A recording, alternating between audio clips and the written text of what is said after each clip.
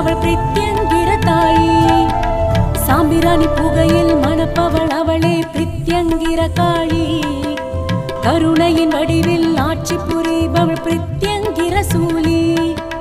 அக்கினி வடிவில் வருபவள் அவளே பிரித்யங்கிர நீலி. அன்னையின் உருவில் அருள்பவள் அவளே